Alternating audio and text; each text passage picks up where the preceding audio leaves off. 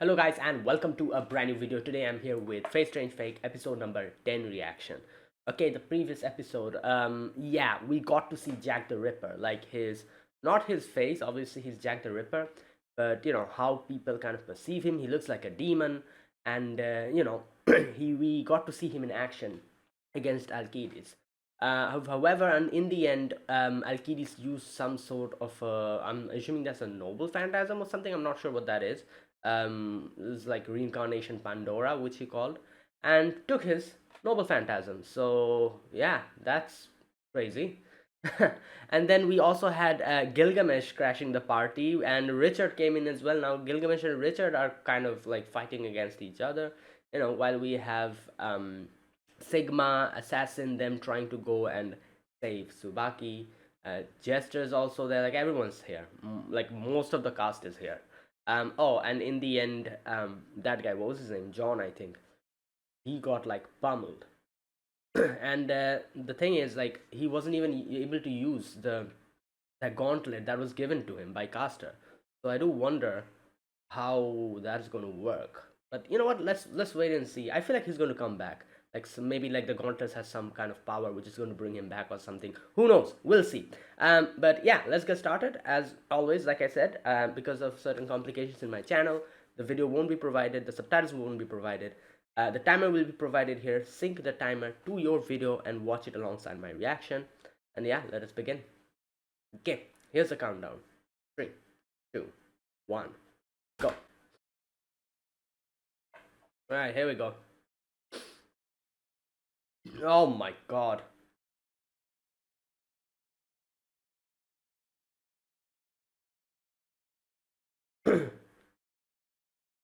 Yeah, they were stun locked for a moment.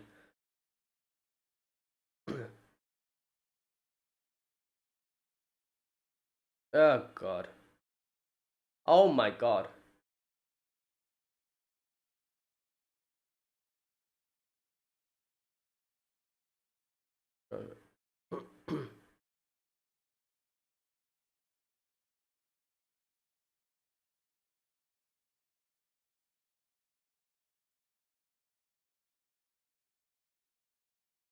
I not know.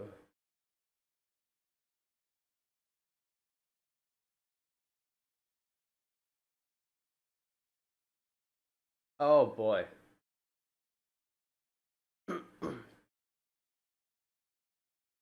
Okay. Well,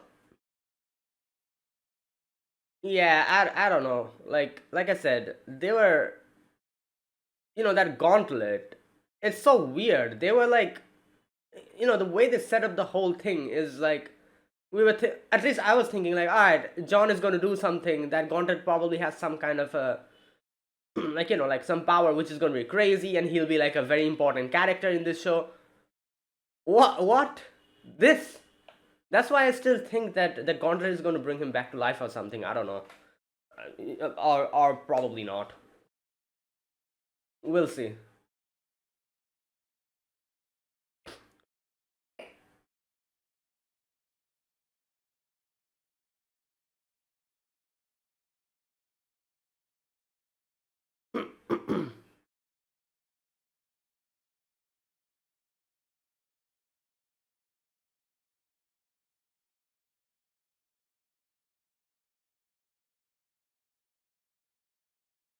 Wait, the Watcher. I never clocked it. There are way more characters in that slide than that has been introduced as a Watcher, right? So there's more of them, which we still haven't seen. Oh yeah, they said that. I think like two of them were like, yeah, they said something along those lines. I forgot. Yeah, yeah. Okay. Oh, here we go.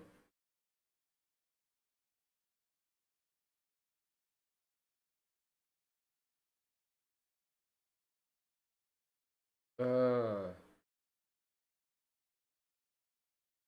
okay. Oh,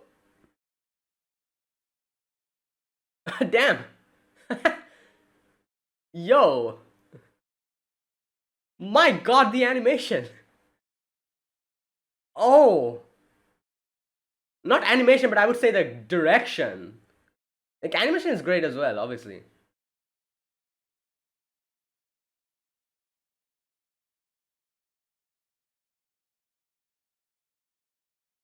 Gilgamesh is just standing or floating.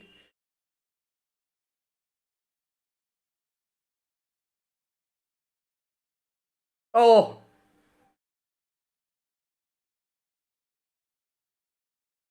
right. Oh, oh, he took one. He's just taking out his treasures and just shooting beams, bro. Yeah, this is a literal arsenal for him. Gilgamesh's weapons. He's not amused.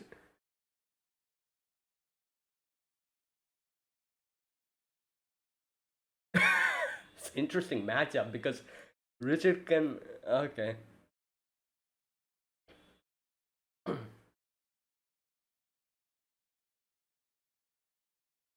Uh, because she's not.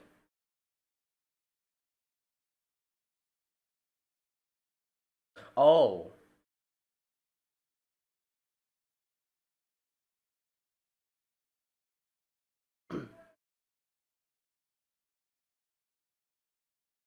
Hmm.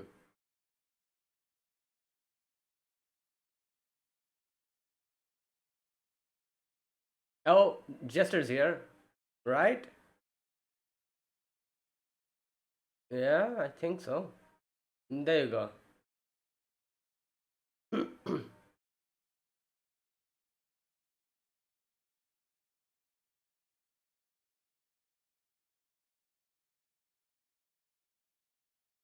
It's kneaded it with sand? Damn, you have a way with words.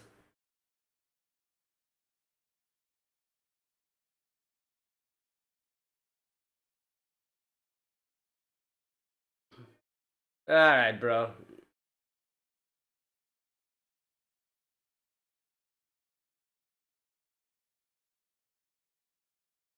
What? Wait, oh, Sigma shot him. Yo! Bruh!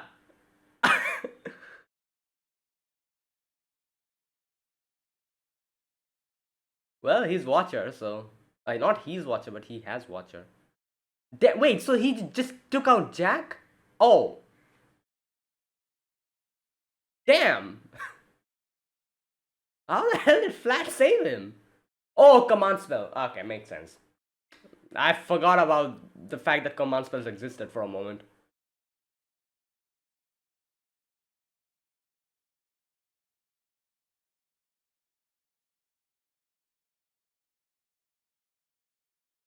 Probably.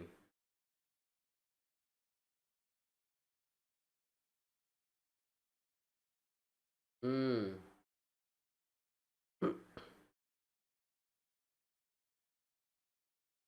Oh. Wait, what? Ah. I see. Yeah. Obviously, like, the memories won't. Wait, what the?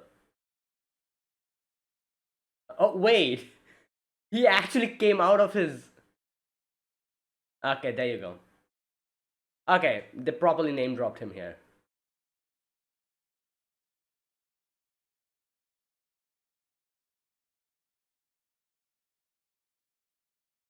The author.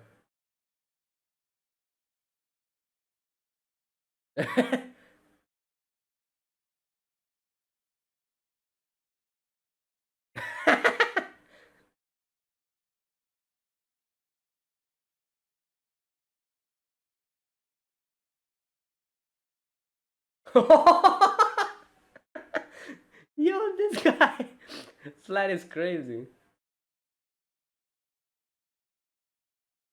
Damn.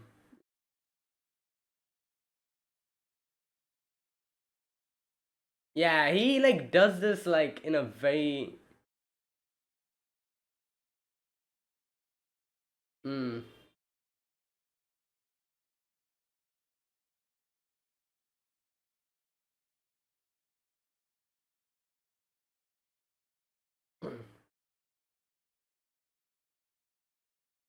right. Oh god.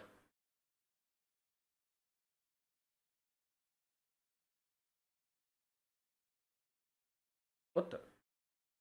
Oh, right. Oh yeah, well Jack can use these, like obviously it's not his.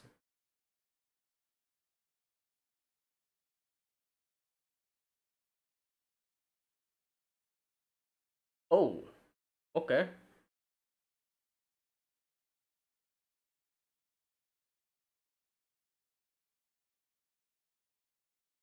Oh wait, is that Dumas's power? Oh no, I think Flat. It was Flat's power. Okay. No,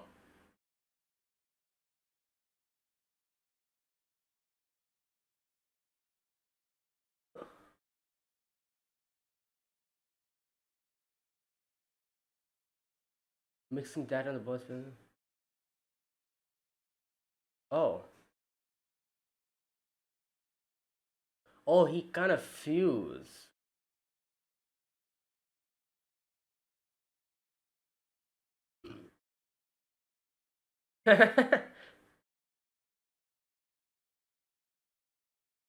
Oh,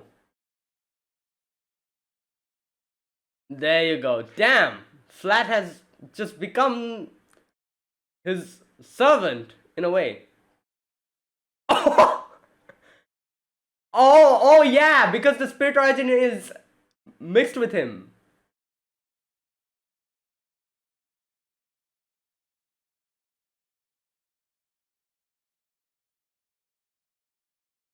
I see.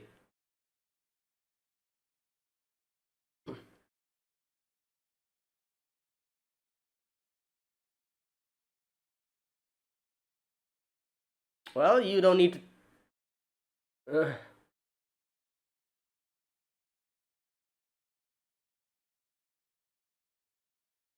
Yeah.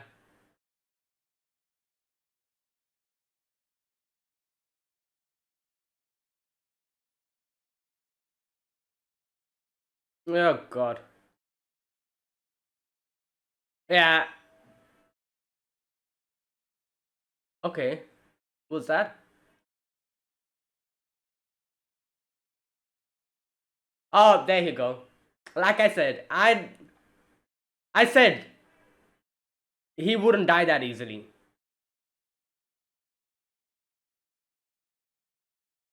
Oh, oh,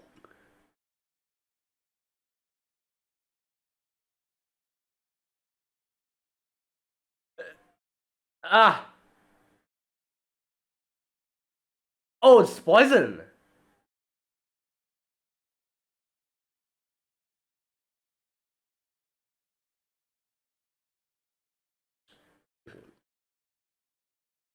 What? Wait, what happened?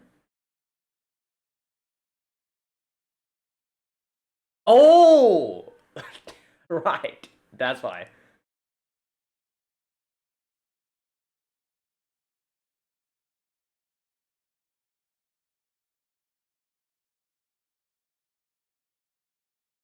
Hmm.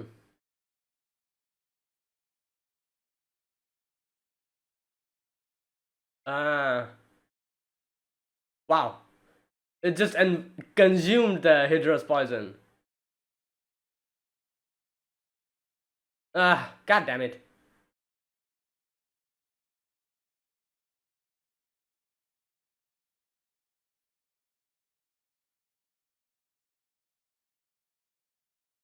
Hmm.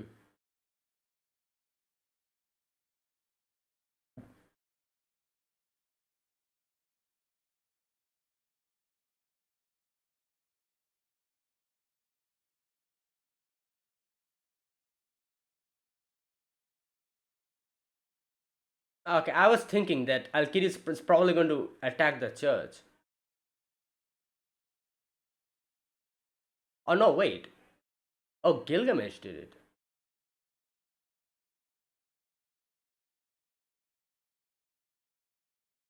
What?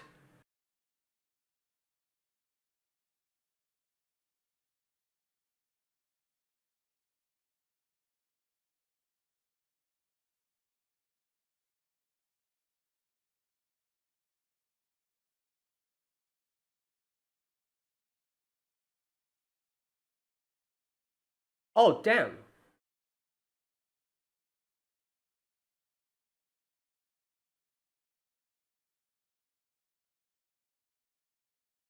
Wait, what the hell was that? I need to go back and check that. But how the hell is Kire getting involved in this?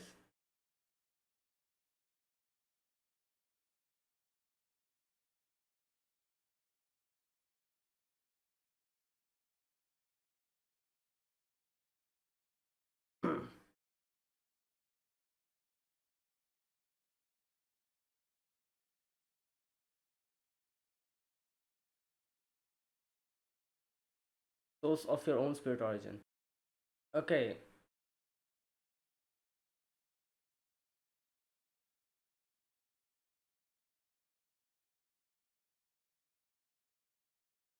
Oh, so he's saying that you're mentally not in the state too.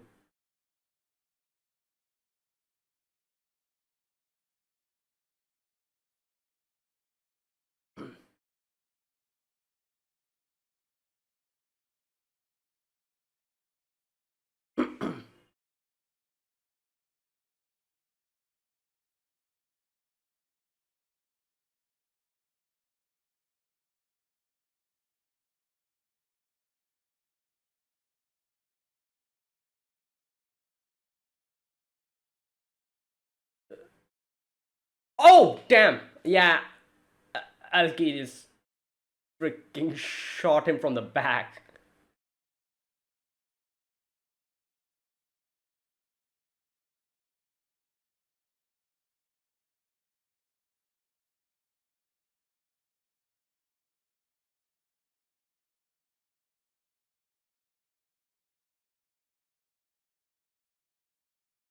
But drowns in that one.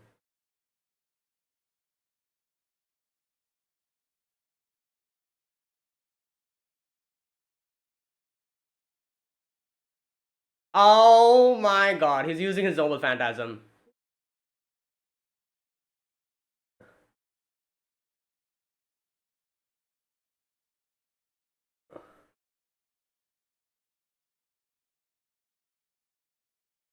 What the? From when did Gilgamesh started shooting beams? Whoa, whoa, oh.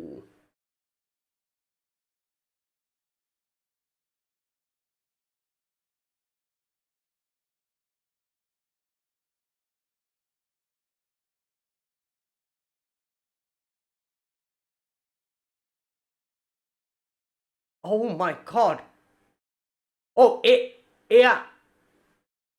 Wait, what happened?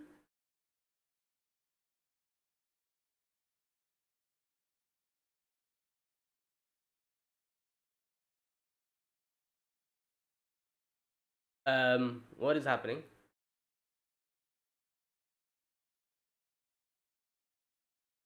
Wait, what the? What just happened? Whoa!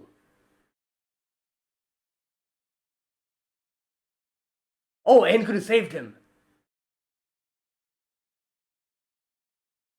What was that? Oh, wait, is that. Oh! Yo!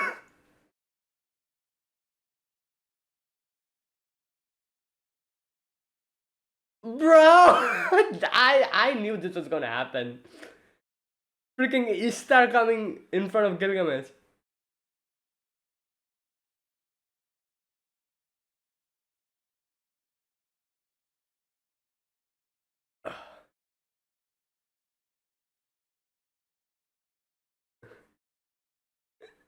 You're the one talking about arrogance?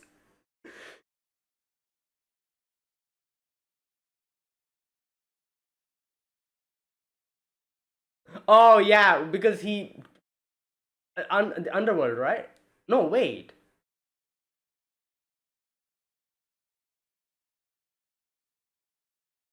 Oh wait, okay, never mind. I thought she was talking about something else.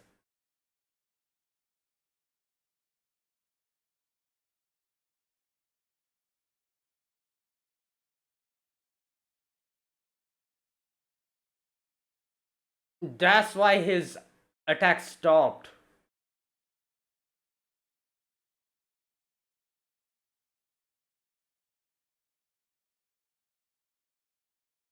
Yeah, the vessel was empty.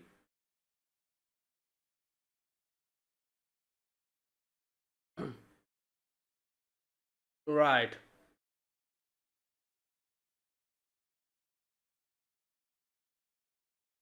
Inferior reverberation. Oh, is Enkidu here? I think Enkidu is probably here. Oh no, never mind. I think this is. Oh, it's Subaki's servant.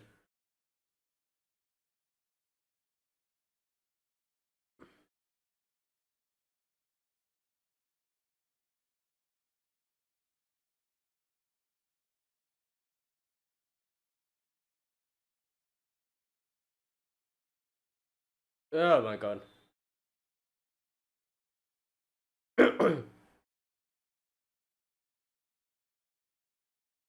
Oh,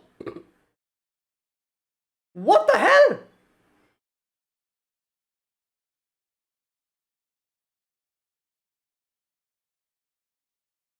Uh,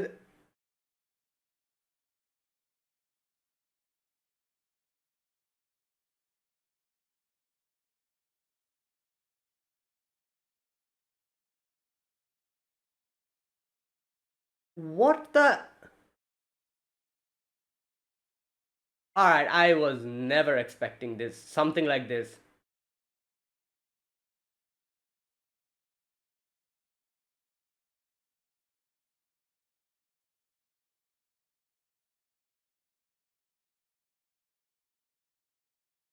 Bro, who the hell are you?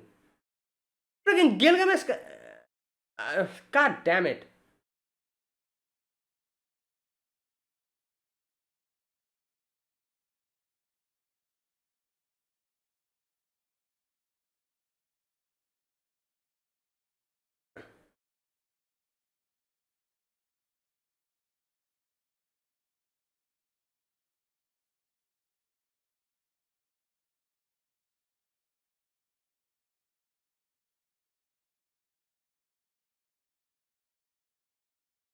Yeah.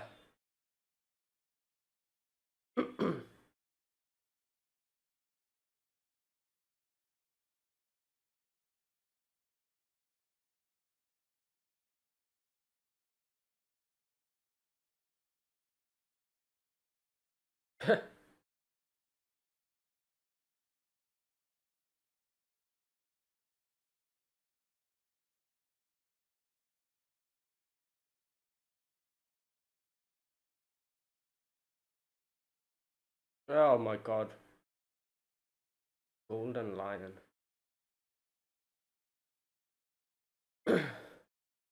Okay.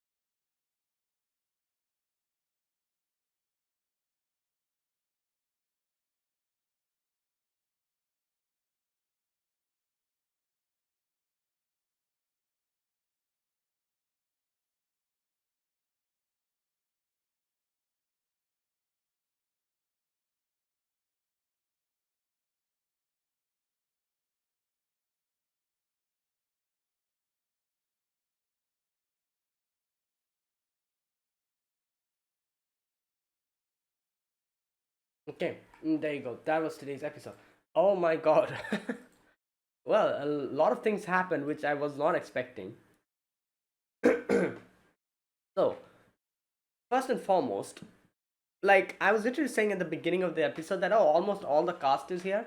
I feel like now the whole cast is here in the same place. There's probably like a few of them which are not here, like Enkidu and like a few of them here and there, like Francesca and all them. But like 80% of the cast is here now. You know, even Ishtar, like that girl is here as well. I'm assuming because her servant is here. I forgot her name. The girl, the new girl, who's true Berserker's master. Um, Wait, he's true berserker, right? The mechanical that creature, yeah. Um, so they are here as well. So like 80% of the cast is here, and yeah. Also, John's not dead, which was pretty obvious. Like I said, like it's just weird they are going to like hype up the gauntlet, then just take out the character like that immediately. So, they didn't really explain exactly how John survived that, but I'm assuming it has something to do with either the gauntlet or like Dumas did something to bring him back, or I don't know, something. Uh, also, the author left the chair and has and got into the battlefield. The situation was so dire. The author decided to get out of his chair and like visit the battlefield himself. That is crazy. Um, then yeah, and then we had like Flat joining together with Jack to deal that final damage. Alkid is shooting Gilgamesh, and with the help of Ishtar. So here's the thing. I'm gonna be very honest here.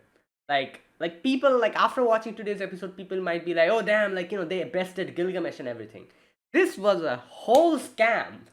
You know, Ishtar got Ishtar got the key, turned off Gilgamesh's treasury. That is the reason why even Alcides was able to deal damage to him. In no way is Alcides' arrow going past like Gilgamesh's gate of Babylon. If it was a Ishtar did that, and like I said, that was a whole ass scam. Like this is like going behind your back and uh, fair enough. This is like a literal war, I guess you could say. Like and like there's nothing you can say that is unfair in war. But in a proper battle, I would say, yeah, this is some scam thing going on here.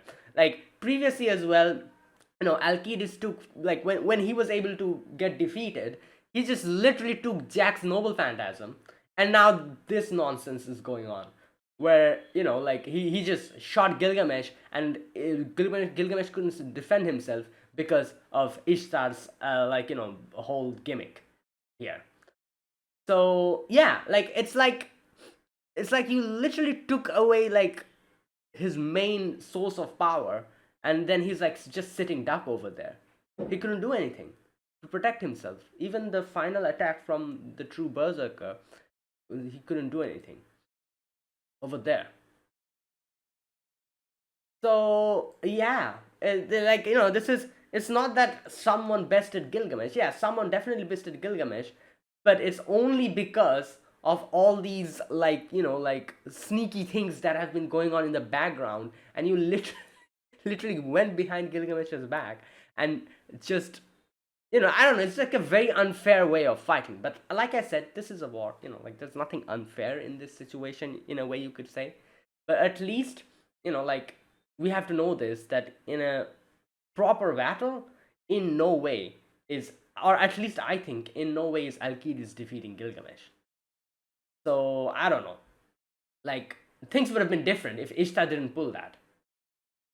Like yeah, it probably would have been a close battle, but like in no way he would have been just defenseless like that, just taking the arrows to his hands, legs, and he almost got one in the chest, but Enkidu saved him, and then he finally got shot in the chest by that thing. I feel like it would have been dangerous if he got shot by Alcides' arrow in the chest, because it was the mud and everything, like the thing, or I don't know. So The true Berserker's attack was obviously very lethal as well. But this is Gilgamesh we're talking about. I'm sure he's going to somehow survive. Don't know exactly how. In no way are they taking Gilgamesh out. You know why? Because Gilgamesh is one of those those characters you like in you watch like a show with a lot of characters in there, like and then there's like a few of the characters who are the reason why the audience keep watching the show. Gilgamesh is one of them.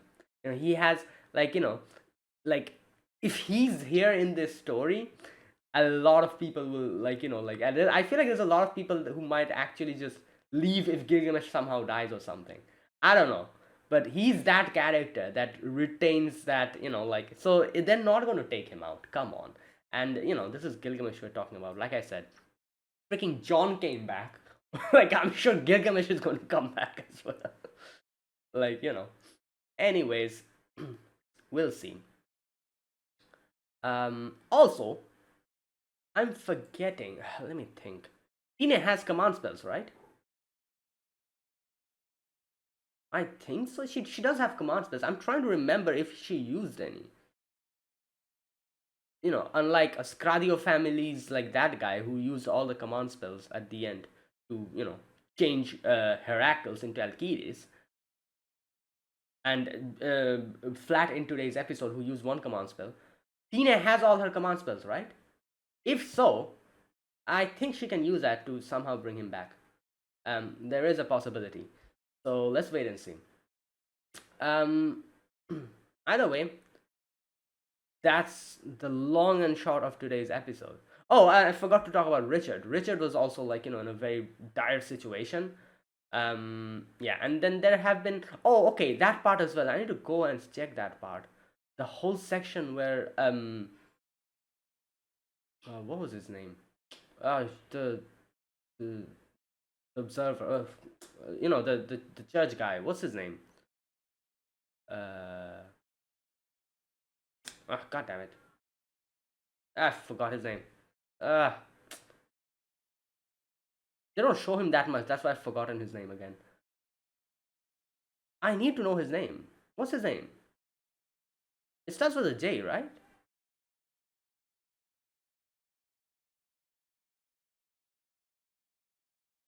Okay, I cannot remember his name. Anyways, I'm sure I'm going to remember sooner or later.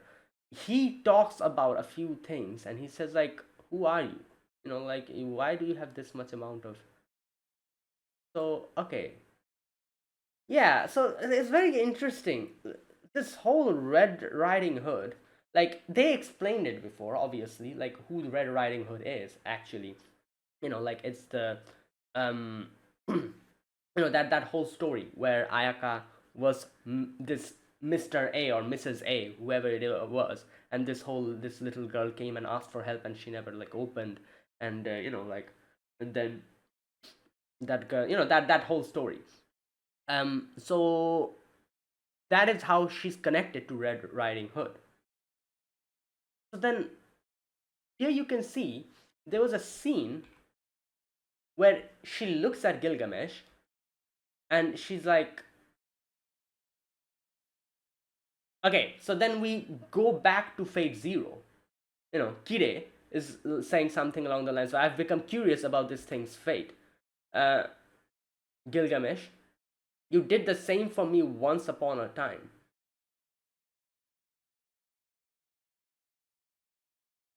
Oh no, that's not Fate Zero. Sorry, that's Fate Stay Night. Because this was like the section where Gilgamesh was sitting. Yeah, it was Fate Stay Night. Um, so and we see Red Riding Hood over there. So obviously, I'm assuming this Red Riding Hood is supposed to be Ayaka himself somehow. Somehow connected to her, somewhere or the other. And Ayaka remembers that scene, so it's as if she was there at that moment. You thought of protecting, okay. And then Kide is looking at.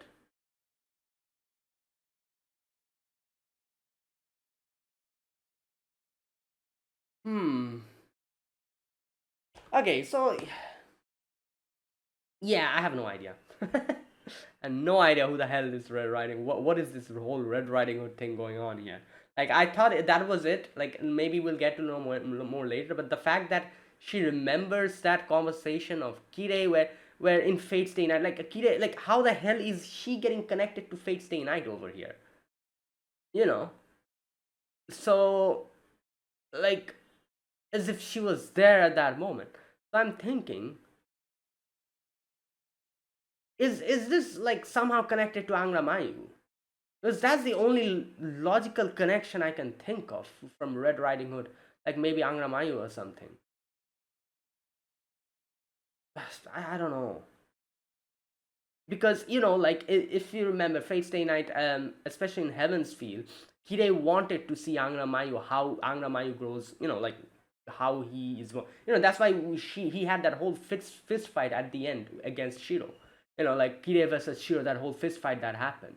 Like Kirei wanted to see like how a being like Angra Mayu is going to come and how the world is going to, that whole like thing that Kirei's what Kirei wanted to see. I've forgotten like bits and pieces. I've forgotten from Heaven's Field, but that was like the basic thing um, of Heaven's Field, especially at the end. Uh, so I don't know. Like that's why I'm thinking maybe the Red Riding Hood has something to do with Angra Mayu. Otherwise, I cannot find any other connection between Ayaka, Red Riding Hood, and Kirei. Like what else is there? Connection? No idea. But you know what? Let's wait and see. Um, because this show has still a lot of unanswered questions, which are going to get revealed later on. I'm hoping. Okay. Right. Well, so yeah, those that was a long and the short of today's episode. Now let me talk about this episode properly. Like going through this episode step by step. So the first section was Alcides and Jack. So Alcides tries to take out Jack, but obviously Flat saves Jack by using his command spell. So there you go. That's that. And we also have John coming back, which we say later. Gilgamesh fighting Richard. Okay, so this part is pretty funny because you can, like I said, like Gilgamesh and Richard's combination is very interesting because Richard can use anything, be it a dagger, a stick, even to make it into Excalibur and shoot. So a battlefield filled with swords and weapons like that is just it's a field day for him. He's gonna take up the weapons and just start shooting, and it's pissing off Gilgamesh because obviously those are his treasures. So Gilgamesh doesn't like when someone like tries to take something that he owns. Like and this guy has the arrogance like where he thinks like he owns the world or something. So his catchphrase like how dare you no, this world is my garden or something like that. He says something like that. So yeah, like so him just taking up those swords and just using them. Oh my god, that's pretty funny. And you know uh there's only one other person who did something like this before, which was obviously Shiro. Did this almost the same thing, and yeah, Gilgamesh got pretty pissed off over there as well. Here as well, the same thing.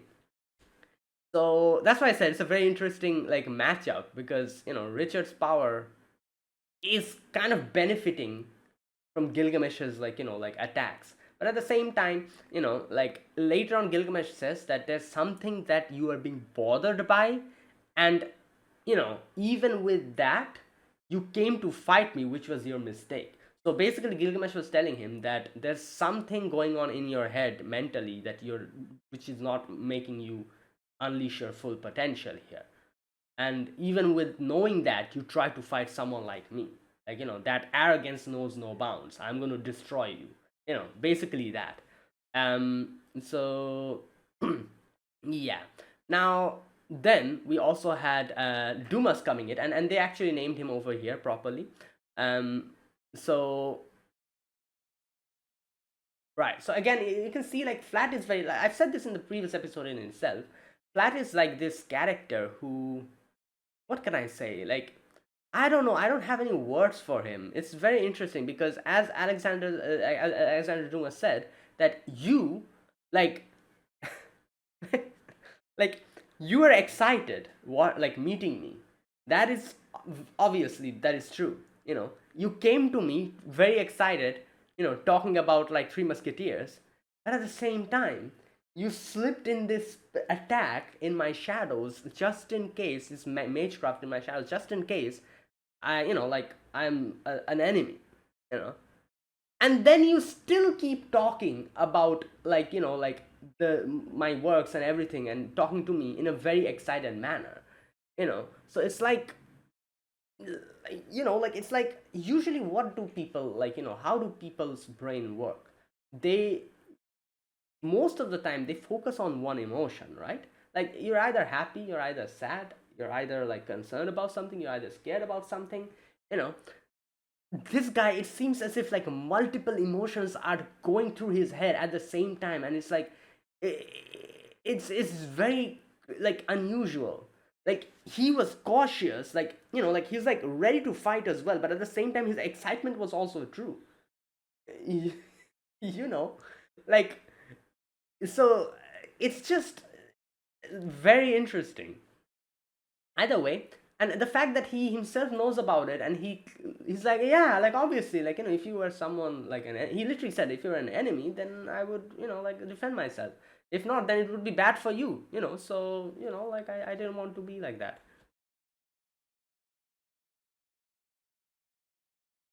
Here we go. I mean, I said that because I'd be in danger if you were an enemy. um but if I executed it and you weren't an enemy, I'd be wasting my magical energy. I'd be wasting my Oh no. Anyways, so yeah, there you go. And then, like, he decided to help Flat with that thing. With by As he says, mixing your and the boy's presence, I can fortify your powers temporarily. Yeah, so that's how Jack later on was able to use his powers a little bit more, as we saw, to get close to, like, Alcides, and then Flat used his, like, magecraft to, like, detonate those things inside of him, which was, Jack's spirit origin. Another thing they kind of mentioned here, like, just by defeating Alcides, Jack's power won't come back because his spirit origin got mixed with it. So basically, like, if you don't know, spirit origin is like that person in itself, like, like the not person, but the servant, his whole being, I guess you could say, that, he's got mixed and fused with Alcides. So even if you defeat Alcides, it's just going to get destroyed along with him, I'm assuming. So he won't get it back. But if he dies, and if Jack dies and gets resummoned, then that is different, because, like, the Throne of Heroes is, I guess you could say, it's like a, what can you say? It's like a server, I guess. In a very basic way, like, it's like a huge server with a lot of, like, save data of different, like, heroes. And so from that save data, they come to the world and they fight alongside you, gain new memories and everything. But the current memory, the new memories that they have gained, that does not override that data. That data is just there. So if you die over here, all the memories that you have had, they're going to get resetted completely. They're just going to just go away. And if you're resummoned back, you're going to get resummoned back from that save data, which is already exists. So you cannot overwrite your save file. The save file will just stay there. You can just load it. That's it. So that's why when Flat said that, oh, like, if you, like, if I resummon you, will you still have your memories? No, you won't have. Obviously, there are exceptions. Like, Artoria is one exception, because Artoria's, I think she never got, like, like, incorporated into the Throne of Heroes, as far as I can remember, because Artoria is still there in camp, in the battlefield. So she gets summoned from there. That's why I think, like, as far as I can remember, in Arctoria remembered Fate Zero's happenings in Fate Stay Night as well. like because she's not her data is not being loaded from the throne of heroes, something like that. And like I think either way, um so that's that whole thing with Jack and Flat. So finally we were able to deal a little bit of damage to Alcides. Then John comes back as well, uses Hydra's poison to infect him. you know Again, we don't know how the hell John came back. It's either the gauntlet or Alexander Dumas did something to bring him back or something. I don't know. Whatever it was. Um, then we had that Ayaka scene where there's it's like some kind of connection. Like this Red Riding Hood and everything that's going on. Oh, one other thing I need to go back and check. The section where, like Ayaka, exactly after the opening song stops, this part where, so here we have Ishtar, I'm assuming, in the homunculus, the Ironsburn homunculus's body, says, "I shall make the little Red Riding Hood burned within you, fade." So he's like, so she probably said that, yeah, I'm going to let you get out of this nightmare that you go through, this Red Riding Hood that seems like always following you and everything, if you participate in this Grail War. And gave him the phone. I gave her the phone and the passport. Participate in the Holy Grail War, Ayaka Sajo, if you don't want to be devoured by the little Red Riding Hood. Yeah, and that's why she's here, fighting this war. Okay. Right, so there you go. So that was that, and then we had, like I said, that the whole Kire thing was pretty interesting. I was not expecting to see him, but there's some sort of connection, this Red Riding Hood and everything that's going on. I'm guessing we'll get to know later, whatever this connection is. Okay. Now, okay, and so from here things starts going crazy. Like when it seemed like almost all is over. Richard is almost at the end. Nobody can save them there. Alcides comes and shoots Gilgamesh, but that's not all. Like freaking Ishtar comes in and shuts down Gilgamesh's Gate of Babylon. Here we go. So all of these crazy things are happening. Gilgamesh is just standing there with the Gate of Babylon open, and then suddenly the key. For a moment I thought that was Ea. I don't know why. I thought he was going to bring it out or something, but no. The key. Gate of Babylon switched off. It's like, what the hell just happened? Like, what kind of power cut happened or something? Like, what is this? Yeah, and then obviously, what can he do now? He's just sitting ducks now. He cannot use his Gate of Babylon to defend himself or attack. So Alcides' arrow.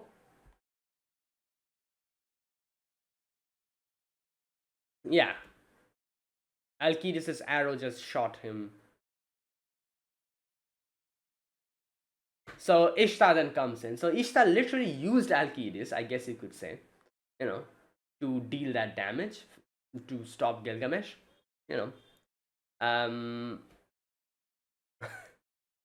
And this is, oh my god. Oh, also Enkidu saved the final attack from getting Gilgamesh's chest. Yeah, and then Ishtar comes out. Now here's one. So obviously, like I said, Ishtar, Gilgamesh, and Enkidu has quite a history. Like Ishtar was humiliated by Gilgamesh, you could say, kind of, and not like that. I guess like she did kind of. Yeah, the thing is, like, as far as I can remember the legend, I think I talked about this before. Like Ishtar, I think kind of like said something to Gilgamesh, like proposed to him or something like that, and Gilgamesh was like, like go away or something, which pissed off Ishtar. Ishtar being that that like a prideful goddess, and then the gods, and then the battle happened between Gilgamesh, Enkidu, and the gods. And I think there was also another. Didn't Ishtar get like um imprisoned in the underworld or something like that? What was that then? Something like that, I think. Wait a minute. Uh, let me just bring up. Here we go. In the Epic of Gilgamesh, the goddess Ishtar becomes infatuated with King Gilgamesh after his victory of Hubamba.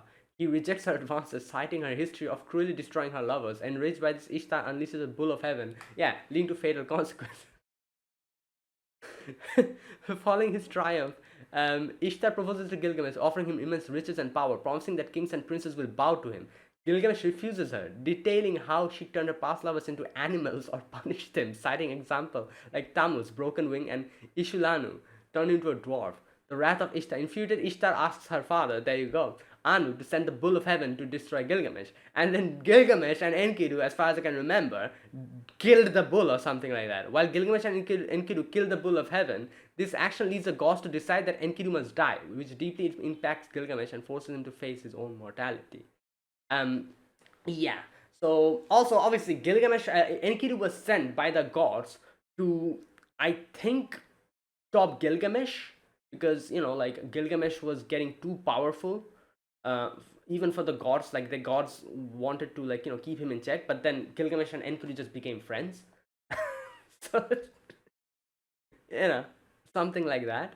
But where was that part where I think Ishtar was got like imprisoned in the underworld or something? Am I making a mistake? What was that? Okay, Ishtar's descent to the underworld. It's a prominent Mesopotamian myth where goddess of love and war travels to the land of no return to visit her. Oh, that's different. Sister Ereshkigal. Yeah, she's stripped of her power at Seven Gates, killed, and later revived, symbolizing the agricultural love, circle of life and death. Um,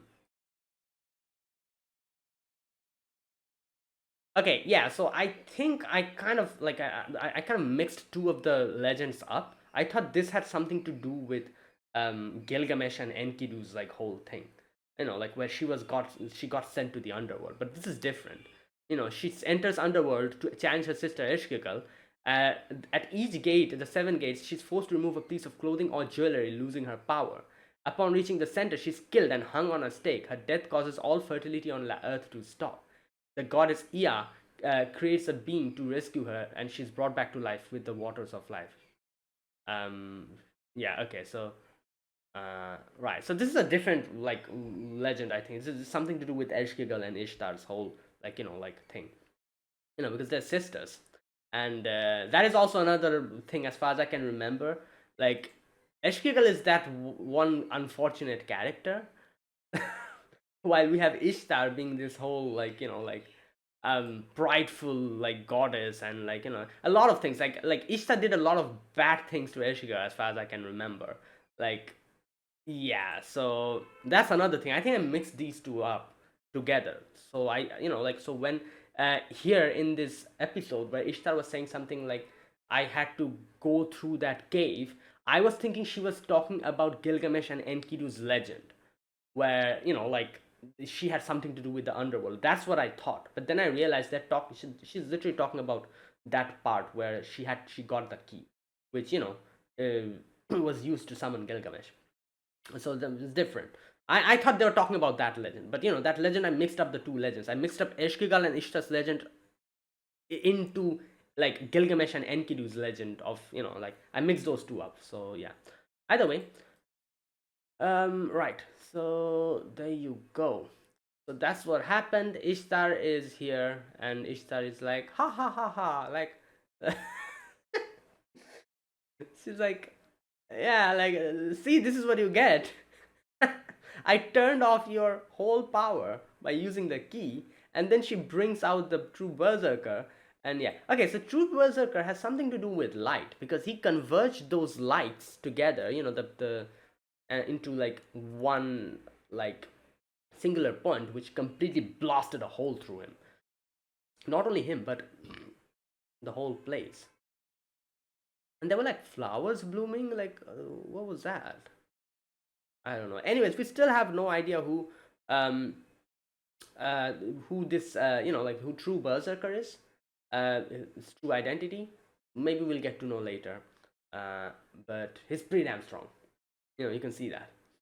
Um, right.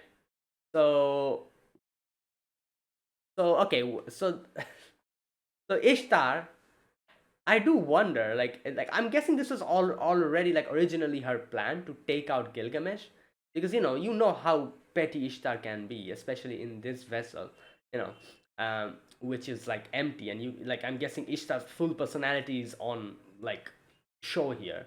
Like there's no like personality of her vessel to keep her in check.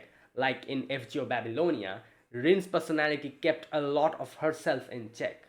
You know, of Ishtar's original personality in check. There was still Ishtar's personality, but the Rin's personality was also in there, so it was like a mixture. Here, since the vessel has nothing, her whole like personality is full on like action over here. So right.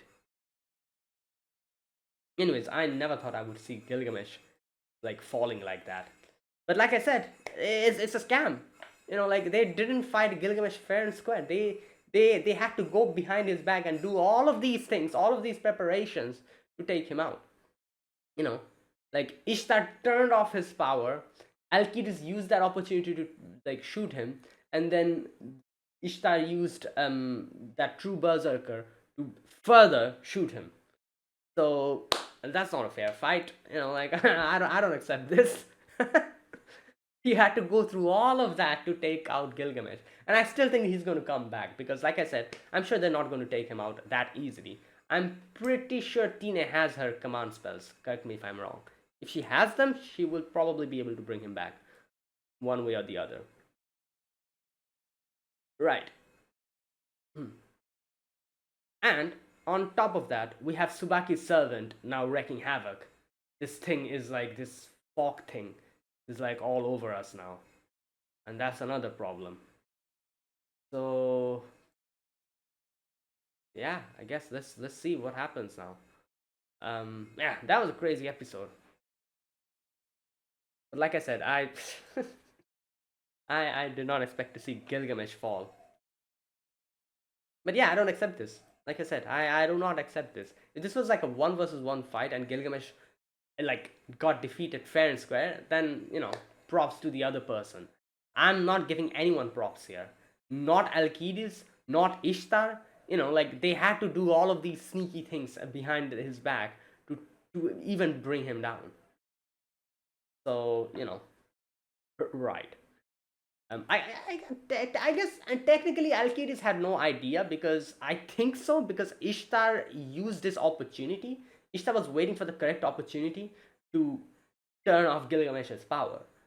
So technically, I guess Alcides was in the dark here. He had no idea. He was just shooting like normally, you know. But still, it was still like a, you know. I don't accept this. I don't accept this loss. But yeah, either way, yeah. Let's see how this goes. Um. Also, Ayaka's whole thing as well is getting brought up. Like where they're saying like, oh, something is going on with Ayaka. Like, why does she have so much mana and magical energy and all that? Like, and I'm assuming this has something to do with Ayaka's origin. Ayaka's origin is from Prototype, right? Where she was connected to another character. Her sister. What was her name? Manaka or something like that. Sajo. Who I don't know that much about, but I've heard from other people that this other character is probably one of the strongest characters in Type Moon franchise.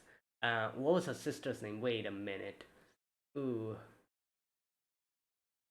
Yeah, Manaka Sajo. Yeah, Manaka Sajo. I have heard from other people that she's one of the strongest characters in Type Moon in itself. Apparently, she has that much amount of power that she can control beasts. Again, these are all stuff that I've heard. So I do wonder, like, maybe because of some connection like that, and like, we don't know that much about Ayaka either. And like, and from Fate Prototype, I'm assuming, like, Fate Prototype had a lot of things which probably, like, gave uh, like, insight into her past, and like, and all other things. I do wonder if that is same in Fate Strange Fake as well. I'm guessing it's the same almost. Like, like I said, like, if the Ayaka from Fate Prototype. No, I think that's not 100% true. I was gonna say, if Ayaka from Fate Prototype is actually the same as this Ayaka from Fate Strange Fake. I don't think they're the same, but I'm guessing it's like they have a lot of, like, connect, like, like, a lot of similarities with each other, and a lot of, probably, like, their lores are probably the same. So yeah, either way, like, I'm not going to read anything because I think I'm going to get spoiled. But you know I'm guessing that is probably why everyone is saying, like, oh, who the hell are you, like, like, how, not all of them, but the guy, the church guy, he said that, oh, like, that's weird, like, you, like, who are you even, like, you have this much amount of mana.